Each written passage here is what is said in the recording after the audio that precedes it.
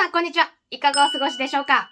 マレーシアを拠点にファイナンシャルアドバイザーとして活動しているゆうこです。本日のお題はですね、ご家族でマレーシア移住する際に重要となるポイントの一つ、お子様の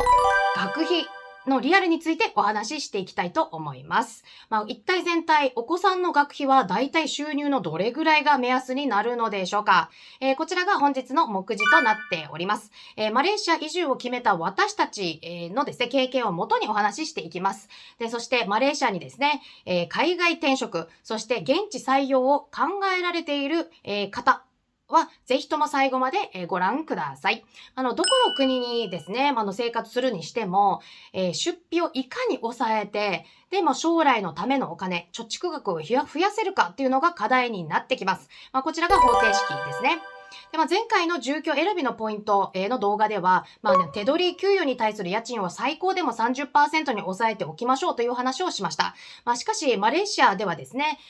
物件を探していると、月約2000リンギット、または以下ですね。なので、約6万円ぐらいで、コンドミニアムを借りることもできます。ですので、物件の立地など把握した上でですね、住居選びをしてみてください。はい。例えばなんですけれども、こちらね、ご夫婦の毎月の手取り収入っていうのが1万3000リンギットということであれば、毎月2000リンギットの家賃の割合っていうのは 15% になってきますよね。こちら、0、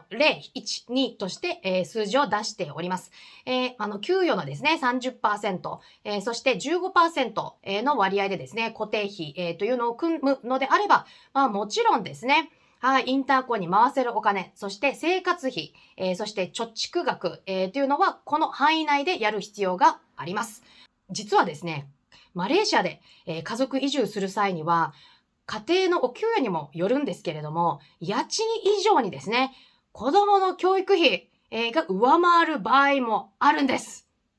意外と、ご家族でマレーシア移住する際には、お金かかっちゃうというお話になってきます。はい。で、マレーシアはですね、物価が安くて日本人にね、にとってはもう住みやすい国というふうに言われておりますけれども、ご家族で移住する際にはですね、かなりの、出費っていうのが発生しますので、家計を圧迫してしまう現実もあります。はい。本題に入るんですけれども、学校探しのポイントはですね、住んでいる、コンドミニアムから、徒歩1キロ圏内であることということで、私たちのご家族の話をしました。で、車購入っていうのは、視野に入れていなかったので、なるべくですね、利便性のいい、都心部に注目をいたしました。で、そしてですね、都心部、KLCC エリアがですね、気に入っていたので、その周辺で、学校を探していたということになります。インターナショナル学校もあるんですけれども、中華系学校とかね、イスラム系学校、日本人学校、フランス人学校、ロシア人学校、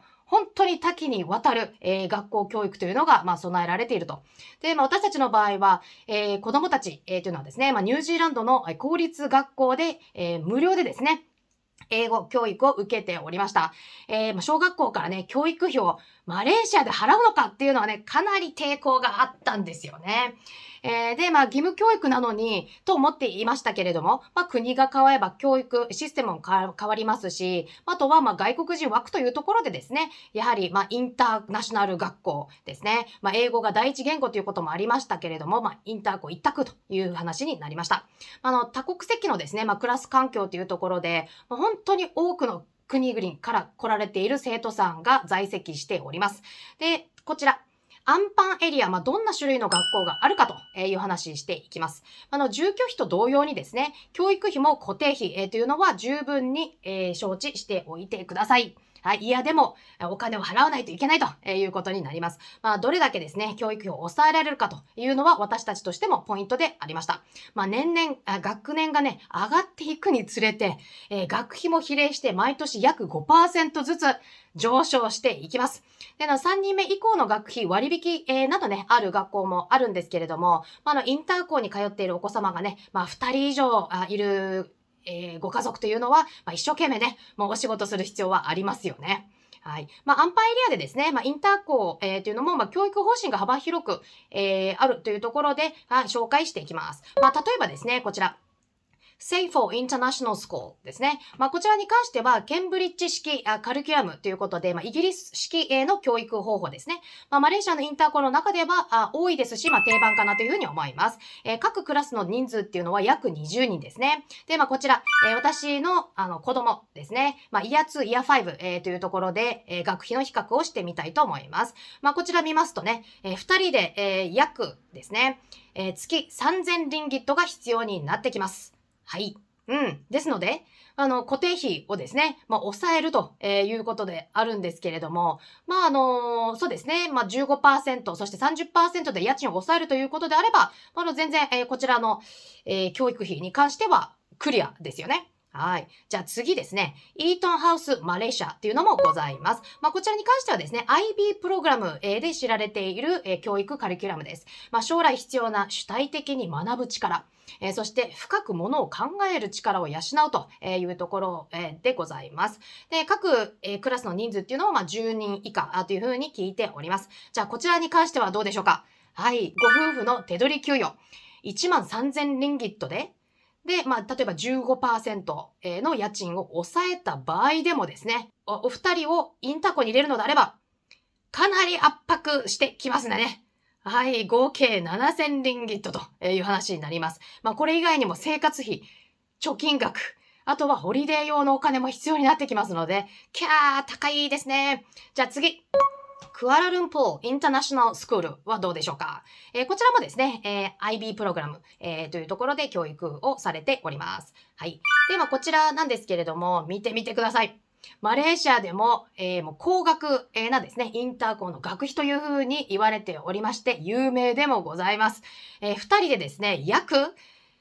14,500リンギット。ね、先ほど例に挙げたご夫婦の手取り収入以上の教育費になってしまいますね。こちらに関しては選択肢は、ないかなというふうに思っております。で、教育費だけだったらね、どうにかして貯金崩してとかね、いろいろ考えれるかもしれないんですけれども、別途費用もかかってきます。これは、申請料、お申し込み料と登録料もあります。そしてですね、セキュリティデポジット。1学期分を納める必要があります。で、そして通学バスを利用されるのであれば、これプラスアルファですよね。例えばモントキアラからこのセイフォーインターナショナルスコールに通学させるバスで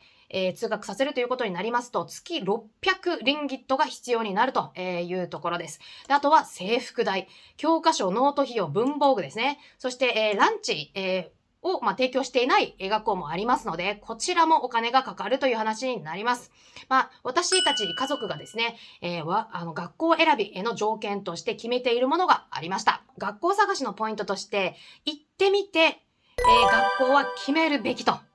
いうところです。今はね、YouTube だとか、あとはネット上で、学校の情報っていうのはかなり拡散されてはいるんですけれども、やっぱ行ってみてなんか違うなっていうのもあるんですよね。なので、ぜひともご自身の足でですね、学校見学に行ってください。で、そしてですね、先生の離職率っていうのを聞いてみてください。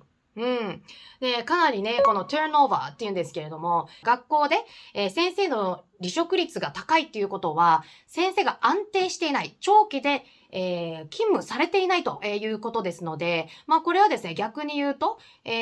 お子さんのメンタル的な部分でもありますし、また違う先生にですね、受容をしないといけないというところもございます。あとはもちろんですね、学校の雰囲気。で、校舎のファシリティですね。スイミングプールがあるのか、テニスコートがあるのか、皆さんいろいろとね、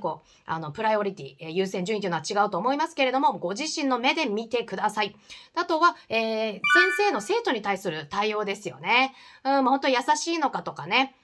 あとは、アグレッシブですよね。攻撃的にお話しするのかとかね。もちろん、多くの、日本人のお子さんの英語っていうのは、まだまだ未熟、だと思いますので、そういったところでですね、先生が、ちゃんとサポートしてくれるのかというところでも重要なポイントになってきます。はい。あとは在学中の生徒のですね、父兄とお話しできると、学校のリアルも聞けていいですよね。で、ネイティブの先生の比率、というところでも、皆さん、お子さんにですね、どんな学校に行ってほしいかっていうのもあるかと思います。はい。外国人のですね、特にネイティブの、先生っていうのはもう転職が当たり前です。はい。もう10年、20年ですね。その学校、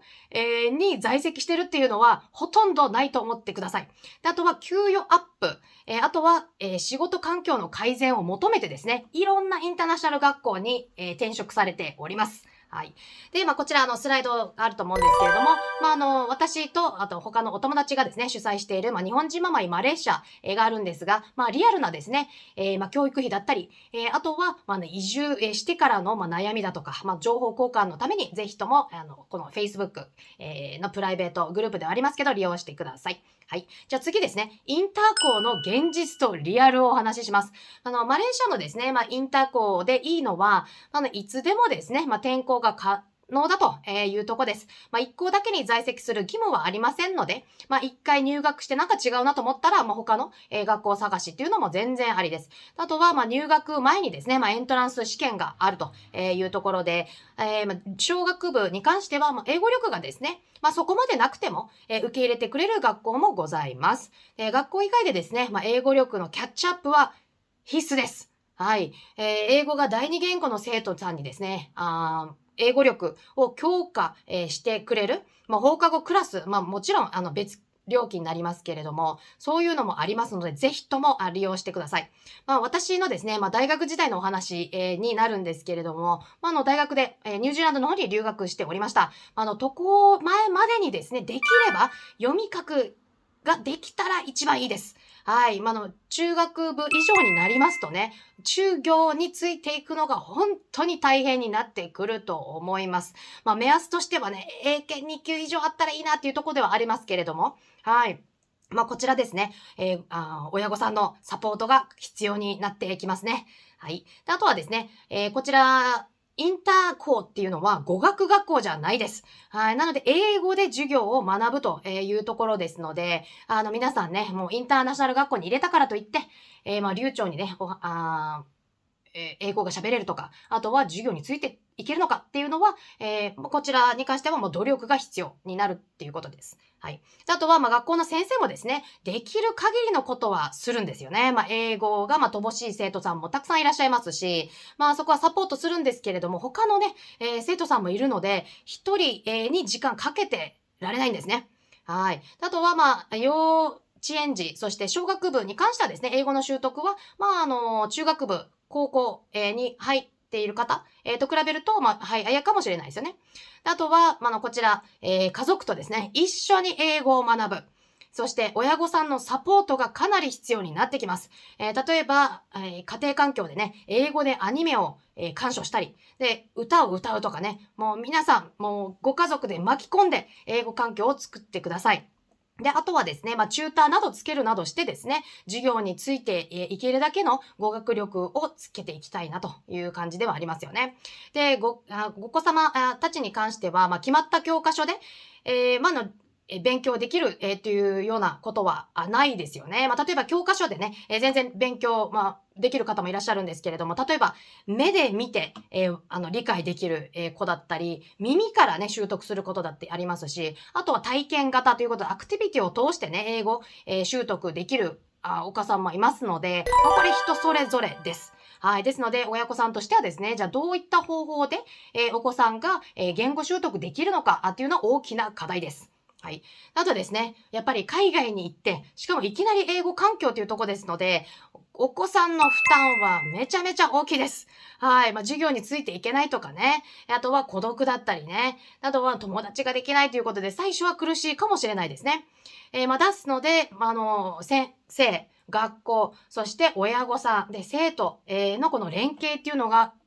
重要になってきます。で、英語の壁ね。あとは親御さん用の英語クラスを提供している学校とかもありますので、ぜひとも調べてですね、父兄の方も一生懸命お子さんをサポートするために、言語習得に努められるのもいいかもしれないですね。はい。で、あとはですね、日本と、マレーシアのインター校の金額っていうのは、はるかに違います。はい。日本で、インターコンにね、通わせる、親御さんもいます。で、そしてマレーシアを選ぶ親御さんもいるんですけれども、こちらはね、本当にもう経済力にかかってくるかなというふうに思っております。で、やはりですね、現地採用枠で来られる方に関しては、やっぱ給与もですね、現地基準っていうところになりますので、インターコンの学費でですね、家計を圧迫する場合が本当に多いです。はい。ですので、このインターコンの学費というのは今、から始まって、で、毎年5%ずつ、そして、ご家族の中にですね、2人以上のお子さんがいるのであれば、これかけるの2とか3人ですのでね、はい、もうこちらに関してはもう十分考慮した上で、インターコンを選べるのがいいかなというふうに思っております。実はですね、英語習得に関しては、日本でもできます。はい。ですので、金銭余裕がある方であれば、語学習得というのを考えると、欧米とか、マレーシアでもいいとは思うんですけれどもね。はい。やっぱり、お給与に限りがあるということでは、ほんとね、生活費が圧迫してしまって、じゃあ何のためにね、移住してきたのかなっていう方も、実際多いです。はい。で、まとめとしてですね、マレーシア移住する際には、現地の、手取り給与を把握した上で、お子様の年齢も考慮に入れて、で、経済的、そしてメンタルサポートができる環境づくりが実際に実現できるのかということで検討してみてください。はい。現地採用枠でですね、限られた給与っていうのがありますので、支出の、優先順位を考える必要はありますよね。はい。で、家賃を20%以下で抑えてですね、子供の教育費を多く出すという工夫もできます。皆さんそれぞれ経済状況、そして、各支出に、かける予算っていうのは違いますので、マレーシア移住がしてみたいなと、思うだけでですね、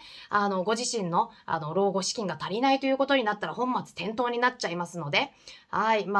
そうならないようにですね、ご自身の予算に合わせて、どうするのが一番最良なのかということで、一緒に考えていきましょう。はい。ぜひともですね、楽しいマレーシア生活を送りながら、貯蓄も必ずできるようにですね、お力になれば幸いでございます。ぜひともいつでも相談してください。この動画が良かった、というのであれば、高評価、そしてチャンネル登録もよろしくお願いいたします。で、私の公式 LINE ではですね、限定お金情報、そして海外生活情報を受け取ることができますので、はい、ご興味ある方は登録してみてください。それでは皆さん、次回会う時まで。バイバーイ。